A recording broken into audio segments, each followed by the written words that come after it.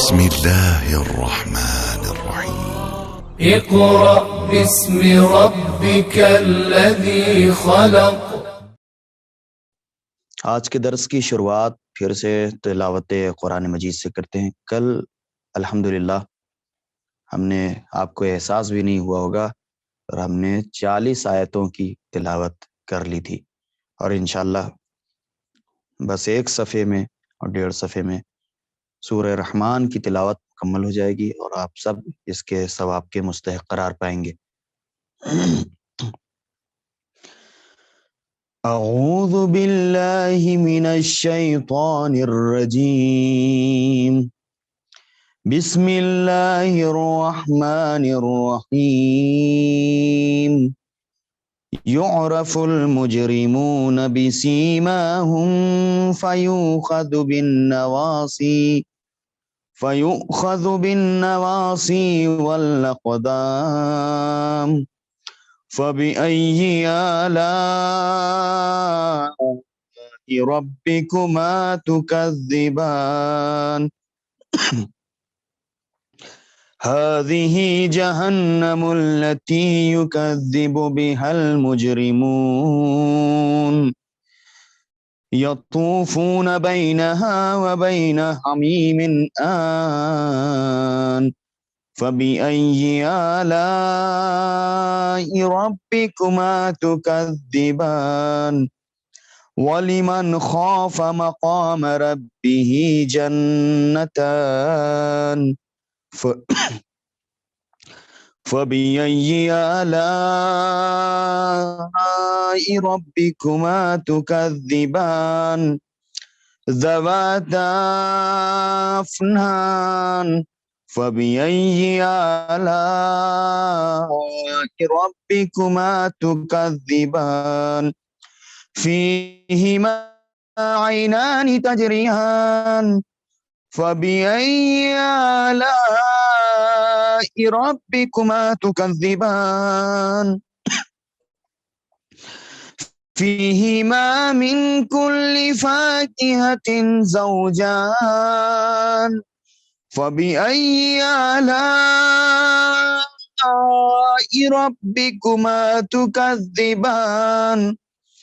متكئين على فرش بطائنها من استبرق، وجنى الجنتين دان، فبأي آلاء ربكما تكذبان، ومن دونهما جنتان، فبأي آلاء ربكما تكذبان، مدهامتان، فبأي آلاء ربكما تكذبان، فيهما عينان نضاختان، فبأي آلاء ربكما تكذبان، فيهما فاكهة ونخل ورمان، فبأي آلاء ربكما تكذبان، فيهن خيرات حسان، فبأي آلاء ربكما تكذبان۔ خیر، تلاوت قرآن مجید کے بعد اب ہم اسی قرآن کے متعلق آپ کو ایک روایت سنانا چاہتے ہیں کہ رسول خدا صلی اللہ علیہ وآلہ وسلم ارشاد فرماتے ہیں کہ ان هذا القرآن مادبۃ اللہ فتعلموا مادبتہ فاستطعتم، یہ قرآن اللہ کی تربیت گاہ ہے، لہٰذا جتنا تم سے ہو سکے اس سے ادب سیکھ لو۔ تو ہمیں چاہیے کہ ہم قرآن سے زیادہ سے زیادہ ادب حاصل کریں۔ یہ قرآن ہی واحد ایک ایسی درسگاہ ہے جو ہمیں علم بھی سکھاتا ہے اور تربیت بھی۔ دنیا کے ہر اسکول میں آپ کو تعلیم تو مل جائے گی لیکن تربیت نہیں ملے گی۔ لیکن یہ واحد ایک ایسا مدرسہ ہے اسلام کا، ایک ایسا اسکول، ایک ایسا کالج، ایک ایسی یونیورسٹی ہے کہ جہاں آپ کو سب کچھ سننے کو ملے گا، اور یہاں آپ کو ادب بھی ملے گا، یعنی تعلیم بھی ملے گی اور تربیت بھی ملے گی۔ امام صادق علیہ الصلوۃ والسلام ارشاد فرماتے ہیں، من قرأ القرآن وهو شاب مؤمن اختلط القرآن بلحمه ودمه، کہ جو مومن جوانی میں قرآن کی تلاوت کرتا ہے، جوانی کے عالم میں، تو قرآن اس کے گوشت اور خون میں شامل ہو جاتا ہے، اور جس کے گوشت اور خون میں قرآن شامل ہو جائے تو پھر آپ اندازہ لگا سکتے ہیں کہ اس کی کیا اہمیت ہوگی اور وہ کس مقام پر ہوگا۔ تو لہٰذا ہمیں زیادہ سے زیادہ اس ماہ مبارک رمضان میں قرآن کی تلاوت کرنی چاہیے۔ اب ہم آتے ہیں اپنے موضوع پر۔ جیسا کہ کل ہم نے اسباب نزول کے متعلق گفتگو کی تھی، اور اس میں بتایا کہ اسباب نزول اور شان نزول میں کیا فرق ہے، اسی کے متعلق، اور جیسے کہ ان الصفا والمروہ من شعائر اللہ، اس آیت کا ہم نے حوالہ بھی دیا تھا کہ آخر اس کا مقصد کیا ہے۔ یہ جو یہاں پر آیا ہے کہ کوئی حرج نہیں ہے، کر سکتے ہیں، یعنی یہاں پر یہ ہے کہ مسلمان ڈر رہے تھے کہ کہیں ہم اگر سعی کریں، صفا اور مروہ کے درمیان دوڑیں، تو اگر کہیں یہ خدا کی طرف سے ہم پر الزام عائد ہو جائے یا ہم گنہگار ثابت ہو جائیں تو ہم کیا کریں؟ تو پروردگار نے کہا کہ آپ پریشان نہ ہو، کوئی حرج نہیں ہے، کر سکتے ہیں آپ، کیونکہ آپ کی نیت میں بت نہیں ہے، بتوں کی پوجا کرنا یہ آپ کی نیت میں نہیں ہے۔ آج ہم چلتے ہیں، پھر ہم نے سبب نزول اور شان نزول کے متعلق بھی گفتگو کی تھی کہ سبب نزول اور شان نزول میں کیا فرق ہے۔ انشاءاللہ ان سب چیزوں پر آپ توجہ دے رہے ہوں گے۔ اب ہم آج تنزیل اور تعویل کے اوپر گفتگو کریں گے۔ آپ یہ سوچ رہے ہوں گے کہ تنزیل اور تعویل یہ کون سی بلا آ گئی، لیکن آپ ابھی سنیے گا تو آپ کو خود پتہ چل جائے گا کہ تنزیل کا کیا مطلب ہوتا ہے، تعویل کا کیا مطلب ہوتا ہے۔ گزشتہ علماء، یعنی جو علماء گزر چکے ہیں، ان کی اصطلاح میں، یعنی ان کی زبان میں، تنزیل نزول کی جگہ پر استعمال ہوا ہے بروزن تفعیل، باب تفعیل سے، خیر وہ صرفی نحوی گفتگو ہے۔ تو یہ تنزیل جو ہے وہ نزول کی جگہ پر استعمال ہوتا ہے گزشتہ علماء کی اصطلاح میں، ان کی زبان میں۔ جو علماء گزر چکے ہیں وہ نزول کو تنزیل کہتے تھے ان کی زبان میں۔ یہ کوئی خاص واقعہ بھی ہو سکتا ہے کہ جو آیت کے نزول کا سبب ہوا ہو۔ تعویل آیت سے حاصل ہونے والے وہ عام مفہوم ہے جو اسی جیسے دوسرے حالات پر منطبق ہو سکیں۔ یعنی کیا مطلب؟ یعنی تعویل اس کو کہتے ہیں کہ جو آیت سے جو مفہوم نکل رہا ہے، یعنی یہ آیت ہے، یہ آیت آج کے دور کے، مثلا اس دور میں جو تفرقہ بازی وغیرہ ہو رہی تھی، تو اگر اس تفریقے کو لے کر وہ آیت نازل ہوئی تو، اور آج کا ایک تفرقہ ہے جو اس سے ایک دم مشابہت رکھتا ہے، یعنی میل کھاتا ہے، کہ وہ تفرقہ اور اس تفرقے میں کوئی خاص فرق نہ ہو، تو اب اس آیت کو یہاں پر پڑھ سکتے ہیں۔ اس کو کہتے ہیں تعویل۔ یا قرآن مجید میں آپ دیکھیں کہ سورہ دہر میں ارشاد ہوتا وَيُطْعِمُونَ الطَّعَامَ عَلَى حُبِّهِ مِسْكِينًا وَيَتِيمًا وَأَسِيرًا۔ اس زمانے میں جو آیت نازل ہوئی، اب ہم نے جیسے ذکر کیا کہ وَيُطْعِمُونَ الطَّعَامَ عَلَى حُبِّهِ مِسْكِينًا وَيَتِيمًا وَأَسِيرًا، تو اب جو بھی کھانا کھلائے، جو بھی خیال رکھے کسی بھوکے کا، کسی پیاسے کا، یتیم اور مسکین کا، تو وہ اس آیت کے زمرے میں وہ آ جائے گا اور اسے پروردگار کا خاص بندہ شمار کیا جائے گا۔ ہاں، یہ بات، یہ اصل نازل ہوئی اہل بیت علیہ السلام کے لیے، اصل یہ آیت نازل ہوئی اہل بیت علیہ السلام کے لیے، لیکن پھر بھی جو بھی اس آیت پر عمل کرے گا تو لہٰذا وہ اس آیت کا مصداق بن سکتا ہے، اس میں کوئی حرج نہیں ہے کہ اہل بیت، اصل اس کے مصداق اہل بیت علیہ السلام ہے، لیکن ہر وہ شخص کہ جو اس آیت کے مطابق کام کرے گا وہ اس آیت کا مصداق بن سکتا ہے، اس میں کوئی حرج نہیں ہے۔ تو کیا ہے، اسے کیا کہتے ہیں؟ تعویل۔ تعویل کسے کہتے ہیں؟ جیسے تنزیل ہم نے بتایا کہ اس کا نزول سے تعلق ہوتا تھا، اور جیسا واقعہ پیش آتا تھا اسی واقعے کے اعتبار سے آیت کے نزول کو جو ہے وہ جو اس کے آیت کے نزول کا جو سبب ہوتا تھا اسے ہی تنزیل کہتے ہیں۔ لیکن تعویل اسے کہتے ہیں کہ آیت جب نازل ہو گئی تو اب وہ آیت آج کے بھی معاشرے پر ڈیپینڈ کرتی ہے، یعنی پوری ایک دم فیکٹ اس پر اتر رہی ہے اور ایک دم کھری اتر رہی ہے وہ آیت اس پر بھی۔ دو مثال کے طور پر قرآن میں جو ہے وہ والدین سے اف کرنے کو اف کرنے کے لیے منع کیا گیا ہے، وَلَا تَقُلْ لَهُمَا اُفٍ، کہ تم اف تک نہ کرو والدین کے سامنے۔ تو اب اس کا مطلب کہ اس دور میں کسی نے اف کیا، اور تو اس دور میں جو بھی اپنے والدین سے اف کرے گا وہ اس آیت کا مصداق ہو جائے گا کہ ہاں یہ آیت اس پر منطبق ہو جائے گی۔ تو سمجھ میں آ گیا تعویل کا مطلب۔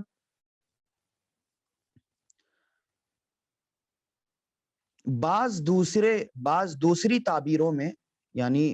بعض اگر دوسری باتیں بھی ہم یہاں پر پیش کریں، تعبیر پیش کریں یہاں پر، تو ان دونوں اصطلاحوں میں ظہر و بطن بھی کہا گیا ہے کہ یہ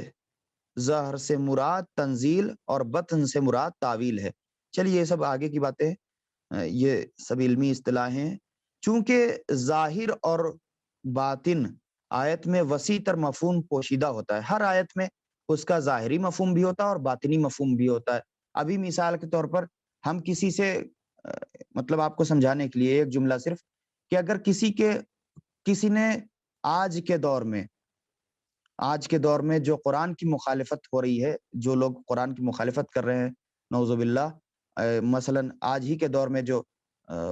معاملہ بہت زیادہ مشہور ہے کہ وسیم رشدی ملعون جو ہے یہ قرآن کی مخالفت کر رہا تھا، اور اس نے 20 توشیش یعنی 26 آیتیں 26 آیتیں قرآن سے نکالنے کی بات کی تھی۔ تو اب جتنے لوگ اس کے حمایتی ہیں اگر ان کا نام آپ نے کھل کے لے لیا، سمجھ رہے ہیں، اگر آپ نے ان کا نام کھل کے لے لیا تو یہ ہو گیا ظاہری مسئلہ، اور باطنی مسئلہ یہ ہو گیا کہ آپ نے پوشیدہ کہ ہر وہ شخص کہ جو وسیم رشدی کا، رضوی تو اصلا نہیں وہ اللہ جانے کہاں سے، خیر، تو جس نے بھی اس کی حمایت کی وہ سب کے سب ہماری نگاہ میں اور پروردگار عالم کی نگاہ میں اور اہل بیت علیہ السلام کی نگاہ میں ننگوار کا سبب قرار پائیں گے انشاءاللہ۔ تو لہٰذا جو بھی اس کی حمایت کرے گا وہ انہی میں سے شمار کیا جائے گا۔ اب یہاں پر نام نہیں لیا، لیکن اس کا ایک باطنی مفہوم ہو گیا کہ جو بھی شخص اس سے ارتباط رکھے گا یا اس کی حمایت کرے گا وہ ان میں سے ہے۔ خیر، کیا ہے پھر آیت؟ ارشاد ہو ما فی القرآن آیت الا ولہا ظہر و بطن، قرآن مجید میں ایسی کوئی آیت نہیں جس کا ظاہر و باطن نہ ہو۔ ہر آیت کا ظاہر بھی ہے اور ہر آیت کا باطن بھی ہے، اس کے ظاہری معنی بھی ہیں اور اس کے باطنی معنی بھی ہیں۔ جیسے ہر لفظ کے لغوی معنی بھی ہوتے ہیں اور اصطلاحی معنی بھی ہوتے ہیں۔ یعنی لغوی معنی کہ ڈکشنری میں کیا لکھا ہے، اور پھر اس میں یعنی لغت میں کیا لکھا ہے، اور اصطلاحی معنی کہ عرف عام میں کیا مشہور ہے، یا اس کی ڈیفینیشن کو اصطلاح بھی کہتے ہیں کہ اس کا مطلب کیا ہوتا ہے، تو اس کا جو مطلب سمجھا دے اسے اصطلاح کہتے ہیں۔ رسول اکرم صلی اللہ علیہ وآلہ وسلم فضیل بن یسار نے امام صادق علیہ السلام سے اس مشہور و معروف حدیث کا مطلب دریافت کیا، تو آپ نے فرمایا، یہ جو حدیث ہم نے پڑھی ہے تو اس میں امام نے کیا ارشاد فرمایا کہ بطن اس کی تعویل ہے، بعض تعویلیں ماضی میں ہیں، سامنے آ چکی ہیں، یعنی جو تعویلیں ماضی میں جو گزر چکی ہیں وہ اب سامنے بھی آ رہی ہیں اس طرح کی چیزیں، جبکہ کچھ ابھی سامنے نہیں آئی ہیں۔ قرآن ہمیشہ زندہ و جاوید اور فیض بخش ہے، یعنی فائدہ پہنچانے والا ہے۔ یہ سورج اور چاند کے مانند متحرک اور جاری و ساری ہے، جیسے چاند حرکت کرتا ہے، جیسے چاند جو ہے وہ مغرب سے نکلتا ہے، اسی طرح سے سورج جس طرح سے نکلتا ہے اور غروب ہوتا ہے, the sun rises in the east. تو اب کیا ہے, سورج ایک طرف سے نکلتا ہے ایک حصے سے اور دوسرے حصے میں غروب کر جاتا ہے, پھر جہاں سے وہ غروب کرتا ہے وہاں سے چاند نکلتا ہے, اور جب چاند نکلتا ہے تو اب جب چاند نکلتا تو یہ حرکت کرتے رہتے ہیں, یہ جو ہے وہ اور یہ نہ سوچئے کہ یہ غروب کرتا ہے, بلکہ یہاں پر غروب ہوتا ہے تو دوسری دنیا میں طلوع ہوتا ہے. تو خیر یہ سائنسی بحث ہے, سائنس کی بحث ہے. سائنس کے متعلق جو لوگ سائنس میں ہیں اور باقاعدہ جو ہندی میں سائنس کو پڑھتے ہیں وہ بھوگول کے نام سے جانیں کہ بھوگول میں آپ کے جو ہے یہ سب باقاعدہ جو گاؤں وغیرہ سے تعلق رکھتے ہیں ان کے لیے بتا دیں کہ اس میں باقاعدہ طور پر یہ بتایا گیا کہ یہ دنیا گول ہے اور یہ چاند کیسے گھومتا ہے, سورج کیسے گھومتا ہے, یا چاند گھومتا ہے سورج گھومتا ہے, یا دنیا گھومتی رہتی ہے اور چاند اور سورج اپنی جگہ پر رہتا ہے. خیر تو کیا ہے, یہ کہہ رہے ہیں کہ تو اس کا حوالہ جو ہم نے دیا, تفسیر عیاشی جلد نمبر 1 صفحہ نمبر 11 حدیث نمبر 4. فقہا نے یعنی مجتہد حضرات نے آیات کی تنزیل و تعویل اور شان نزول کو مد نظر رکھ کے ایک قاعدہ بنایا ہے. اس چیز کو دیکھتے ہوئے علماء اور فقہا نے ایک قاعدہ بنایا ہے. وہ کیا ہے, جس کے مطابق آیات کے مفہوم یعنی کسی چیز کا کوئی بہت بڑا مطلب ہو اور اس کا مفہوم جو ہے شارٹ کٹ میں بیان کیا جائے, اس کا مطلب شارٹ میں بیان کیا جائے, اسے مفہوم کہتے ہیں. تو آیات کے مفہوم اور اس کے دائرے میں وسعت, یعنی اس کا جو گھیراؤ ہے, جو آیت کا جو گھیراؤ ہے, جہاں تک وہ آیت جاتی ہے, اس کا مفہوم جہاں تک جاتا ہے, اس کی وسعت یعنی اس کا پھیلاؤ اور عمومیت پیدا ہو جاتی ہے اس آیت کے مفہوم میں, یعنی وہ سب پر واضح ہو جاتی ہے. اور آیت جو ہے وہ اس خاص جگہ یا موقع کے خصوصیت کے دائرے سے باہر ہے کہ جس کے بارے میں نازل ہوئی ہے, یعنی چاہے آیت کسی خاص سبب کی بنا پر نازل ہوئی ہو. ہم نے جیسے آپ کو بتایا کہ آیت جو ہے وہ کسی بھی خاص سبب کی وجہ سے نازل ہوئی, کوئی مسئلہ درپیش آ گیا تھا اس وقت, کوئی بھی مسئلہ تھا, مثلا بھائیوں میں لڑائی ہو رہی تھی اور اولاد اور ماں باپ میں مثلا تفرقہ ہو رہا تھا, یا معاشرے میں یا قبیلے میں اختلاف ہو رہا تھا, یا مثلا ایک دوسرے کو عرب اور عجم پر لوگ جو ہے وہ یہ عجم ہے اس کو جو ہے نیچا دکھاؤ, اور پھر عرب جو ہے اپنے آپ کو فخر محسوس کریں کہ ہاں میں عرب ہوں.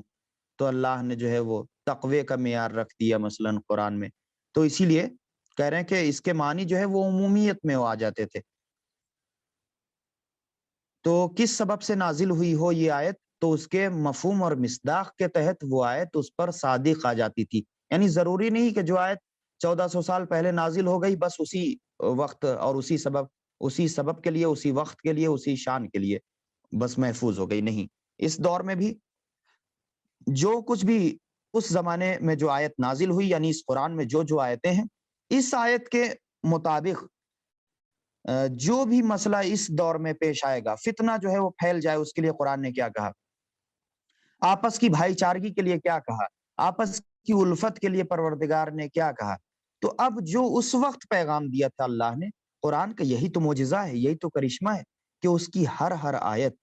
ہر زمانے میں کار فرما ہوتی ہے اور کاربرد ہوتی ہے. اس زمانے میں جو آیت جس چیز کے بارے میں نازل ہوئی تھی, آج بھی اسی ماحول کو مد نظر رکھتے ہوئے آج کے بھی دور میں یہ آیت صادق آتی ہے, اور باقاعدہ طور پر جیسے جو انسان جیسی حرکت کرتا ہے, ہر آیت کا مصداق وہ شخص قرار پاتا ہے. خیر, ایک فقیہ کے لیے کیا ضروری ہے, ایک مجتہد کے لیے, ایک عالم دین جو مجتہد ہے اس کے لیے کیا ضروری, تو ایک فقیہ کے لیے ضروری ہے کہ وہ نزول سے متعلق خصوصیات سے آگے بڑھ کر آیت کے عمومی پہلو سے استفادہ کرے. آیت کا عام پہلو کیا ہے, اس کا عام مقصد کیا ہے, جو لوگ سمجھ سکیں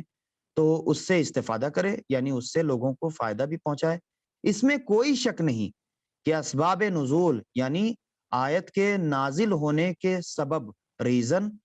اور آیت کے متن کی دلالت, یعنی متن یعنی سینٹنس, آیت کے سینٹنس کی دلالت یعنی ڈیپینڈ, سمجھنے میں مفید اور مؤثر ہوتے ہیں. تو یہ کیا کہہ رہے ہیں کہ آیت کے اسباب و نزول اور جو یہ نازل ہوتی ہے آیت اور اس کے متعلق جو ہم لوگ پڑھتے ہیں، تو یہ ساری چیزیں جو ہے وہ جس چیز پر ڈیپینڈ کرتی ہے تو اس کو پڑھنے میں لطف آتا ہے اور یہ ہمارے لیے مفید ثابت ہوتی ہے۔ تو یہ آپ ابھی ہو سکتا ہے آپ کو نہ سمجھ میں آئے، آپ سوچیں گے کہ یہ بڑا خشک موضوع ہے، سمجھ میں نہیں آ رہا ہے، سب سر کے اوپر سے جا رہا ہے۔ سر کے اوپر سے نہیں جا رہا ہے، آپ کو تبھی مزہ آئے گا۔ یہ جو تنزیل اور تعویل کی گفتگو ہم کر رہے ہیں، یہ آپ خود دیکھیے گا۔ جیسے ہم نے ایک مثال دیا، وَيُطْعِمُونَ الطَّعَامَ عَلَىٰ حُبِّهِ مِسْكِينًا وَيَتِيمًا وَأَسِيرًا،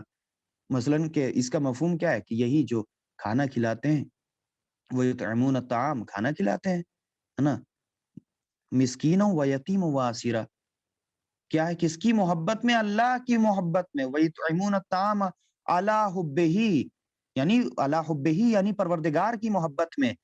پروردگار کی محبت میں۔ اب جو بھی شخص ماہ مبارک رمضان میں مثلاً اپنے اعز و اقربا میں کسی یتیم کو، کسی فقیر کو، کسی اسیر کو، کسی مسکین کو، کہ جو آپ کے سامنے زبان نہیں کھول سکتا ہے، میں یہاں پر رک کر ایک بات کرنا چاہتا ہوں کہ اس لاک ڈاؤن میں یا اس کورونا میں جو سال بھر سے چل رہا ہے،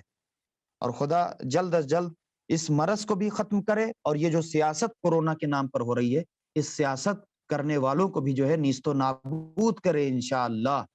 کیونکہ اب ہدایت کے قابل نہیں رہے۔ یہ سب دعائیں اب کرنے کے لائق نہیں کہ ان کے لیے کہ جو سیاست کر رہے ہیں کورونا کے نام سے، انہیں پروردگار ہدایت دے۔ 1 سال 1.5 سال ہو گیا، 1 سال ہو گیا ہے، اور تب سے یہ لوگ جو ہے وہ سیاستی کر رہے ہیں۔ تو پروردگار جو حضرات بھی اپنی روٹیاں سیکنے کے لیے اور اپنی جیب گرم کرنے کے لیے لاکھوں کما رہے ہیں اس کورونا کے نام سے، اور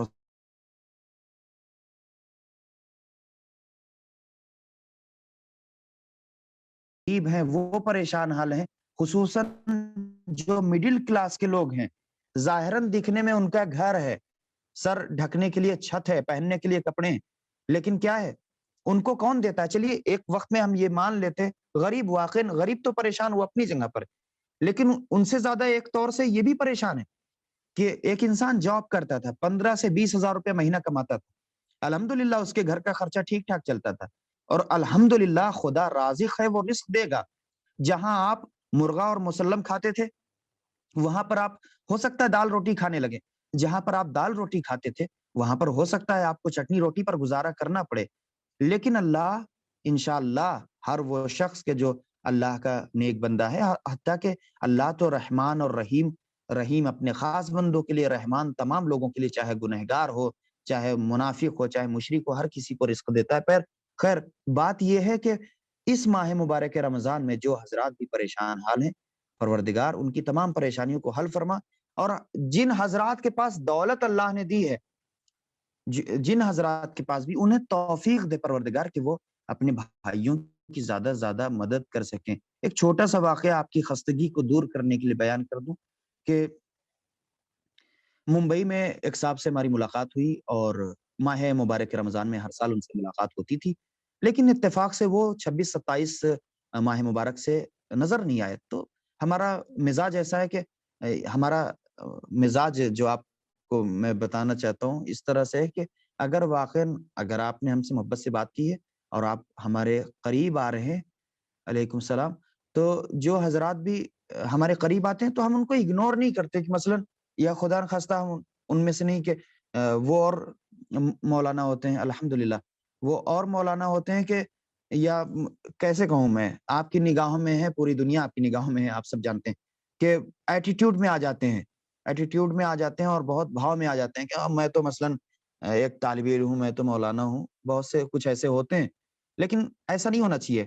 کیا رسول بتایا ہم نے آپ کو، جیسے ابھی کچھ دنوں کے پہلے کے درس میں ہم نے آپ کو کیا بتایا کہ رسول جب وہی نازل ہوتی تھی تو وہاں پر جہاں بیٹھے رہتے تھے تو گویا زانو سے زانو اتنا اپنے صحابیوں سے ملا رہتا تھا، کہ یعنی زانو اگر رسول کا کسی صحابی کے زانو پر آ جا رہا ہے، اس کا کیا مطلب کہ کتنا قریب رسول اپنے صحابیوں کو رکھتے تھے اور جو بھی ان کے چاہنے والے ہوتے تھے۔ تو اسی طرح سے ہر عالم دین کا بھی یہی فرض ہونا چاہیے، اور پھر امت کا بھی اور لوگوں کا بھی یہی فرض ہونا چاہیے کہ جو واقعاً اچھے عالم دین ہیں، جو علماء مطلب بہتر علماء ہیں، علماء حسن ہیں، سمجھ رہے ہیں، جو اچھے علماء سو کی بات نہیں کر رہا ہوں، کیونکہ ہر معاشرے میں پازیٹیو نیگیٹو ہر جگہ اندھیرا اور اجالا ضرور ہوتا ہے، تو لہٰذا پازیٹیو نیگیٹو ہے نا، اندھیرا اجالا، اور اسی طرح سے اچھے علماء برے علماء، تو لہٰذا پہچاننے کی کوشش کیجئے کہ کون اچھے علماء میں سے کون، ایسا نہ ہو کہ برے علماء کے چکر میں آپ اچھے علماء کو بھی نعوذ باللہ من ذالک جو ہے رون دے، جبکہ امام صادق علیہ الصلوۃ والسلام سے روایت ہے کہ اذا رأیت العالما فقل له خادما، جب آپ کسی عالم کو دیکھیں تو اس کے خادم بن جائیں۔ یہ آج کل تو یہ ہوتا ہے کہ مولانا ہم کو سلام کریں، جو اچھے مولانا ہیں ان سے بھی جو ہے وہ یعنی اچھے مولانا ہے، بڑے مولانا ہے، بڑے مولانا سے مراد یعنی پبلک میں زیادہ مشہور ہے۔ تو اب کیا ہے، پبلک یہ چاہتی کہ دور سے، اب اگر ہماری پہچان ہے تھوڑی بہت مولانا سے، تو ہم یہ چاہتے ہیں کہ مولانا کے سامنے دور سے ہم آہستہ آہستہ جاتے رہیں گے تو مولانا کی نگاہ پڑے گی، تو مولانا جب ہم کو سلام کریں گے تو ہماری عزت میں اضافہ ہو جائے گا کہ لوگ کہیں گے کہ او ماشاءاللہ مولانا، اس کا مطلب ان کو پہچانتے ہیں۔ تو بس اتنا تصور، بس یہ یعنی انسان شہرت کے لیے مرا جا رہا ہے، تو شہرت کے لیے نہ پریشان ہو، بلکہ آپ نے اس چکر میں اپنی شہرت کے صدقے میں یعنی صدقے کر دیا گویا اپنے اس ثواب کو، کہ جو سلام علیکم کہہ کے جو آپ کو 70% ثواب ملنے والا تو وہ آپ کو 1% ملا۔ خیر، تو ہم نے ان سے پوچھا، جب وہ عید کے تیسرے چوتھے دن جب ان سے ملاقات ہوئی تو ہم نے کہا کہ آپ نظر نہیں آئے، یہ 6-7 دن کہاں تھے آخر؟ تو انہوں نے کہا کہ نہیں کچھ نہیں، ایسا نہیں۔ پھر بہت ٹال مٹول کیا انہوں نے، لیکن ہم نے بہت پوچھا، ہم نے کہا کہ نہیں، آپ کو تو ہمیں بتانا پڑے گا، آپ ہم سے ایسے فرار نہیں اختیار کر سکتے۔ تو کہنے لگے، سائڈ میں لے کر گئے اور کہنے لگے کہ مولانا کیا کہیں، بہت شرمندگی کے ساتھ کہنا پڑتا ہے، ہم تو صرف اپنی باتیں اللہ کے سامنے رکھتے ہیں، لیکن آپ اتنی گزارش کر رہے ہیں اور اتنا پیچھے پڑ رہے ہیں تو ہم آپ سے کہہ رہے ہیں کہ مولانا ہمارے اس مہینے میں ہمیں تنخواہ نہیں ملی، اور تنخواہ ملے گی عید کی 10 تاریخ تک، اور ہم ایک چھوٹے سے کارخانے میں کام کرتے ہیں جہاں 8-10 ہزار روپے ہمیں ملتا ہے، تو اسی سے گھر کا خرچہ چلتا ہے۔ مولانا پیسے نہیں تھے کہ ہم اپنے بچوں کے لیے سامان خرید سکتے، عید کے کپڑے خرید سکتے، تو ہم نے گھر سے نکلنا ہی بند کر دیا کہ نہ ہم گھر سے نکلیں گے، نہ ہمارے بچے گھر سے نکلیں گے۔ تو انہیں معلوم بھی نہیں پڑے گا کہ آخر عید کا دن کب آیا اور کب چلا گیا۔ تو جب انہیں یہ اس بات کا احساس نہیں ہوگا تو وہ ضد نہیں کریں گے کپڑے خریدنے کی۔ اور آج ہم اسی لیے جو ہے وہ کئی دن بعد ہم گھر سے نکلے، اور تو ہم نے کہا کہ اتنا بڑا معاملہ ہو گیا، آپ نے ہمیں بتایا نہیں؟ کہنے لگے نہیں مولانا، ہم کسی سے نہیں بتاتے، ہم کسی سے نہیں بتاتے، اس طرح کے جب بھی حالات ہوتے ہیں ہم جو ہے وہ کم و بیش میں گزارا کر لیتے ہیں، لیکن ہم کسی سے کہتے نہیں ہیں۔ یہ واقعاً ان کی خودداری ہے۔ تو ہم نے کہا آپ کے بھائی کیا کرتے ہیں؟ تو کہنے لگے وہ ایک کارخانے کے مالک ہے۔ یعنی بھائی کارخانے کا مالک ہے، ہاں بھائی کارخانے کا، کمپنی کا مالک ہے، یعنی جو لاکھوں روپیہ کما رہا ہے، اور اس کے گھر میں اور اس کے دوسرے بھائی کے گھر میں فاقہ ہو رہا ہے، اس کے گھر میں بچوں کے لیے کپڑے نہیں آ سکتے عید کے۔ تو آپ خود اندازہ لگائیں کہ اگر آپ کو اللہ نے واقعاً دولت دی ہے، سب سے پہلے اپنے بھائی بہنوں، اپنے عزیز رشتہ داروں کو ضرور دیکھیں کہ کیا واقعاً اگر ہمارے پاس اس مہینے یعنی اگر ہم 10,000 کے کپڑے خرید سکتے تھے، نہ خریدیں 10,000 کے کپڑے۔ ضروری ہے 10,000 کے کپڑے خریدنا، معاشرے میں شو کرنا۔ 5,000 کے کپڑے خریدیے، لیکن 5,000 اپنے بھائی بہنوں میں تقسیم کر دیجئے کہ جو مستحق ہیں، جو شادی شدہ ہیں، جن کے پاس اولادیں ہیں، آپ ان کو 1,000 پہنچا دیجئے ہر کسی کے گھر۔ یا اپنے پڑوسیوں کی خبر لیجئے، کیسے شیعہ ہیں، کیسے مسلمان ہیں،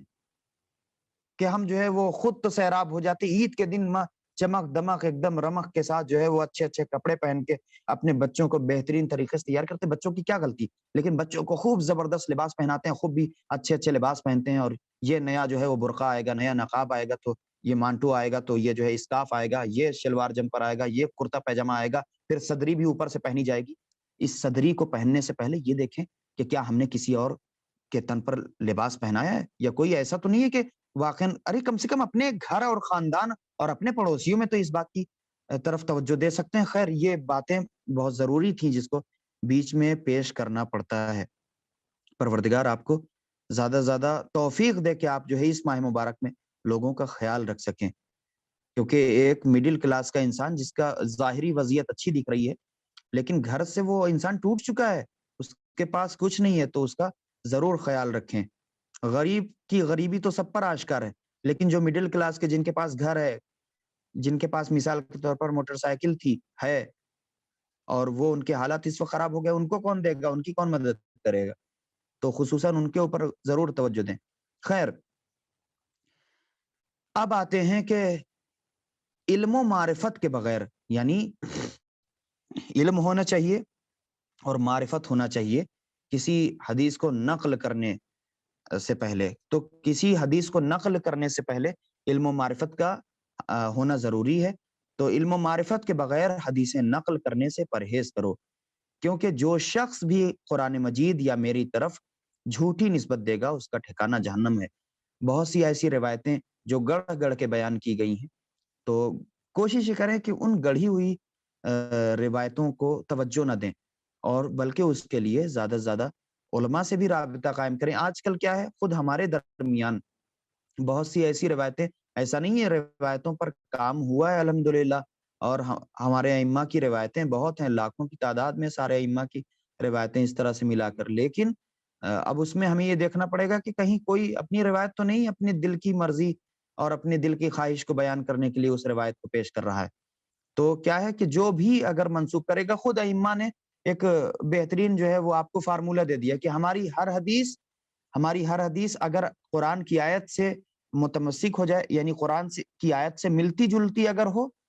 تو سمجھ جائے کہ یہ حدیث ہماری صحیح ہے۔ لیکن اگر قرآن سے ہماری حدیث ٹکرا جائے، یعنی کہ اس کے موافقت میں نہیں بلکہ مخالفت میں ہو، اور قرآن کی آیت کچھ کہہ رہی ہے، ہماری حدیث کچھ کہہ رہی ہو، تو اس کو جو ہے وہ دیوار پہ مار دے، اور یہ جھوٹی نسبت جو بھی دے گا اس کا ٹھکانہ جہنم ہے۔ محمد بن سیرین کا بیان ہے کہ نامور تابعی عبیدہ سے میں نے ایک قرآنی آیت کی تفسیر پوچھی، تو ان کا جواب تھا کہ وہ لوگ اس دنیا سے گزر گئے جو شان نزول سے واقف تھے۔ تو واحدی کے بقول اس زمانے میں ایسے بہت سے لوگ ہیں جو تفسیر و تعویل کے سلسلے میں غلط بیانی سے کام لیتے ہیں، لہٰذا حقائق قرآن تک پہنچنے کے لیے سخت احتیاط کی ضرورت ہے۔ یہ اسباب النزول صفحہ نمبر 4 اس کتاب میں یہ باتیں آپ کو مل جائیں گی۔ تو کہنے کا مطلب یہ ہے کہ جو بھی آیت آپ پڑھ رہے ہیں اس کا شان نزول کیا ہے، آپ یہ دیکھیں کس کتاب سے آپ پڑھ رہے ہیں، کس تفسیر سے آپ پڑھ رہے ہیں۔ تو دیکھیں واقعاً پھر ہم آپ سے بہت ہی معذرت کے ساتھ کہیں گے کہ ہم نے دین کو ہلکے میں لے لیا ہے، علم دنیا کو فوکس میں لے آئے ہیں، علم دین کو سائیڈ میں لے آئے ہیں، جبکہ علم دین کو فوکس میں ہونا چاہیے اور علم دنیا کو جو ہے وہ سائیڈ میں ہونا چاہیے۔ جبکہ یہ قرآن، یہ نہ سوچئے کہ ایک مثلاً مولانا ہے، وہ امامہ لگائے ہوئے ہیں، ابا قبا لگائے ہوئے ہیں، تو مولانا ہے تو بہرحال وہ تو ایسی ہی بات کریں گے، تو مولانا ہے تو اب تو ان کا یہی کام ہے، اب وہ تو اس کے علاوہ اور کیا باتیں کر سکتے ہیں؟ تو یہ باتیں آپ نہ کیجئے، روز محشر واقعاً رسوا ہونا پڑے گا اگر یہ سب سوچتے ہیں، کیونکہ قرآن مجید ارشاد فرماتا ہے کہ جب یہ بندے جو اس دنیا میں ابھی مثلاً موج مستی کر رہے ہیں، ہماری زبان میں موج مستی کر رہے ہیں، اور جب یہ روز محشر یعنی توجہ نہیں دے رہے ہیں دین کو اور قرآن کو توجہ نہیں دے رہے ہیں، اللہ کو توجہ نہیں دے رہے ہیں، اہل بیت کو توجہ نہیں دے رہے، تو جب یہ روز محشر حاضر ہوں گے تو انہیں بالکل ایسے ہی محسوس ہوگا کہ جیسے چند دنوں کے لیے بس دنیا میں تھے۔ تو واقعاً یہ دنیا بھی چند دنوں کی ہے۔ آخر آپ سنڈے کو، منڈے کو، ٹیوزڈے کو، ویڈنسڈے کو، اس میں سے تھرسڈے کو، انہی میں یعنی انہی دنوں میں سے تو کسی دن پیدا ہوئے ہیں، ہے نا، ایک بات کی انہی دنوں میں سے کسی دن پیدا ہوئے ہیں، اور پھر جب آپ مریں گے تو انہی دنوں میں سے کسی ایک دن مریں گے۔ تو یعنی گویا آپ کی جو عمر تھی وہ ایک ہفتے کی تھی، یا ایک ہفتے کی بھی نہیں تھی۔ ہو سکتا ہے کہ آپ جو ہے وہ آپ کی روز پیدائش اور آپ کا برتھ ڈے کا جو ٹائم تھا وہ کون سا دن تھا، وہ تھا مثال کے طور پر سنڈے کو آپ پیدا ہوئے، یا جمعے کو پیدا ہوئے، سمجھ رہے ہیں، فرائیڈے کو پیدا ہوئے، اور آپ کی موت جو ہے وہ سیٹرڈے کو، یعنی جب آپ مرے تو وہ سیٹرڈے تھا، یعنی گویا ایک دن میں پیدا ہوئے اگلے دن مر گئے۔ یہ اور اس سے بھی مختصر کر دیں کہ انسان کی زندگی بس اس سے کم اور کیا ہوگی کہ جب پیدا ہوتا ہے تو اذان کان میں ہوتی ہے، اور جب مرتا ہے تو نماز پڑھی جاتی ہے، یعنی اذان اور نماز میں جتنا فاصلہ ہے اتنا ہی فاصلہ جو ہے انسان کی زندگی اور موت کے درمیان ہے۔ تو لہٰذا اپنے آپ کو قرآنی بنائیں، اور جو جوان قرآن سے لو لگاتا ہے پروردگار اس کے گوشت، اس کے پوست میں، اس کے خون میں قرآن کو اس کی رگ رگ میں بسا دیتا ہے۔ تو لہٰذا کوشش یہ کہ ہمیں زیادہ سے زیادہ قرآن کی تعلیمات سیکھنی چاہیے، ہمیں دین سیریس لینا چاہیے. جیسا کہ ہم نے روز اول کہا تھا کہ ہم نے ایک صاحب سے حجاب کے لیے کہا اور پھر انہیں جو ہے وہ صحیح باتیں بتائی، اور وہ انہوں نے کچھ اسٹیٹس وغیرہ اس طرح کا لگا رکھا تھا. تو جب ہم نے ان کو تلقین کی صحیح بات کی طرف، گانا لگا رکھا تھا، انہوں نے سانگ لگا رکھا تھا، تو ہم نے جب کہا کہ یہ سانگ آپ ہٹا دیجئے، کیا یہ شریعت آپ کو اجازت دیتی ہے؟ نہیں، ہم نے سب سے پہلے کہا کہ یہ کیا ہے. ہم نے یہاں سے شروع کیا یہ کیا ہے، تو انہوں نے کہا کہ یہ سانگ ہے. تو میں نے کہا تمہاری شریعت جو ہے، تمہارا مذہب اس چیز کی اجازت دیتا ہے؟ تو وہ صاحب کہنے لگے کہ آپ تو جانتے ہیں کہ میں دین کو سیریس نہیں لیتا. زبردستی ہمیں بھی گواہ بنا لیا کہ آپ تو جانتے ہیں کہ ہم دین کو سیریس نہیں لیتے. نعوذ باللہ من ذالک. واقعا توبہ کرنی چاہیے کہ 4 دن کی زندگی ہے، آپ جو ہے وہ دین کو سیریس نہیں لیتے. آج آپ دین کو سیریس نہیں لے رہے، روز محشر اللہ آپ کو سیریس نہیں لے گا. اور اگر اللہ نے آپ کو سیریس نہ لینا چھوڑ دیا اور اللہ نے آپ کو ایسی چھوڑ دیا اور سیریس نہیں لیا، تو پھر آپ کا کیا حال ہوگا آپ خود اسی دنیا میں محسوس کر سکتے ہیں. اب چلیے یہاں آتے ہیں.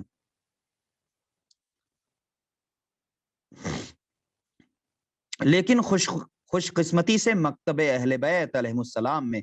صحیح ذرائع سے حاصل ہونے والی بے شمار روایتیں دستیاب ہیں. الحمدللہ ہمارے اس مذہب میں، مکتب اہل بیت میں،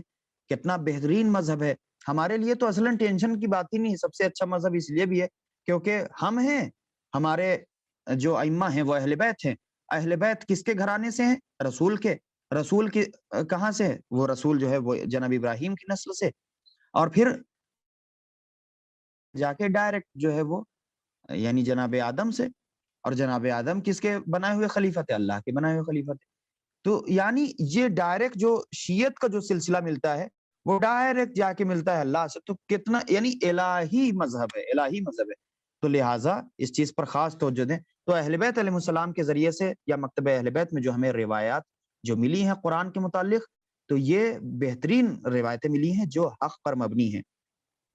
اور اب تک 4000 سے زیادہ روایات، یاد رکھیے گا 4000 سے زیادہ روایت اس سلسلے میں جمع کی جا چکی ہیں. ان روایتوں کی جمع آوری آقائے برہان نے کی ہے جو 10 جلدوں میں زیر طبع ہے. یعنی یہ کتاب میں 4000 روایتیں ہیں اور یہ 4000 روایتیں شیعہ عالم دین نے جمع کیا ہے، اور یہ اہل بیت علیہ السلام سے مروی ہیں یہ روایتیں، اور یہ روایتیں بہت ہی معتبر اور مستند ہیں. یہ کس میں اس کا حوالہ؟ اسباب نزول کو سمجھنے کے لیے اس زمانے میں دستیاب رائج اور قدر قابل اطمینان ماخذات اور مصادر مندرجہ ذیل ہیں. خیر یہ ساری باتیں اپنی جگہ پر ہیں، یہ سب آپ کے لیے فی الحال ضروری نہیں ہے. بس ہمارے لیے ضروری یہ ہے کہ ہم قرآن پر زیادہ سے زیادہ توجہ دیں اور اس کو سیریس لیں، ورنہ اللہ اگر آپ کو سیریس نہیں لے گا تو پھر آپ پریشان ہو جائیں گے. دنیا میں بھی سیریس نہیں لیا تو بھی پریشان. جو لوگ واقعا دین کو سیریس نہیں لیتے تھے، اللہ نے، ہو سکتا ہے کہ اللہ جن کو سیریس نہیں لے رہا ہے تو وہ پریشان ہیں، یا تو اللہ کے نیک بندے کہ اللہ جو ہے وہ ان پر جو ہے اتنی مصیبتیں نازل نہیں کرتا جتنا وہ برداشت نہیں کر سکتے. تو اللہ ہر کسی پر اتنی ہی مصیبتیں بھیجتا ہے، یعنی ان کی آزمائش کو، یا مصیبتیں نہیں بلکہ آزمائش اتنی ہی لیتا ہے کہ جتنا وہ برداشت کا مادہ ان کے اندر ہو. چند سوال ہیں جس پر توجہ ہو. نمبر 1، اسباب نزول کی تعریف کرتے ہوئے اس کا فائدہ بیان کیجئے. ہمارے درس سے آپ کو مل جائے گا. پھر ان الصفا والمروہ من شعائر اللہ فمن حج البیت او اعتمر فلا جناح علیہ، یہ جو آیت سورہ بقرہ کی 185 نہیں 158 آیت نمبر، اس آیت کی شان نزول کیا ہے اور بتائیے کہ لا جناح سے مراد کیا ہے. لا جناح کا مطلب کیا ہے یہ ہم نے آپ کو بتایا تھا. 158 نمبر آیت ہے. اس میں لا جناح یعنی جو اس آیت میں لا جناح آیا ہے اس سے مراد کیا ہے. نمبر 3، شان نزول اور سبب نزول میں کیا فرق ہے؟ شان نزول کسے کہتے ہیں اور سبب نزول کسے کہتے ہیں؟ اس پر خاص توجہ دینی ضروری ہے. انشاءاللہ ہم پھر آپ سے ملاقات کریں گے، اور اپنی دعا میں ہمیشہ یاد رکھیے گا. آئیے سب مل کر اپنے امام کی بارگاہ میں دعا کرتے ہیں ان کے ظہور کی. بسم اللہ الرحمن الرحیم. اللهم كل وليك الحجة ابن الحسن صلواتك عليه وعلى آبائه في هذه الساعة وفي كل ساعة وليا وحافظا وقائدا وناصرا ودليلا وعينا حتى تسكنه أرضك طوعا وتمتعه فيها طویلا۔ پروردگار عالم، اس ماہ مبارک کے صدقے میں آج جو تاریخ آ چکی ہے،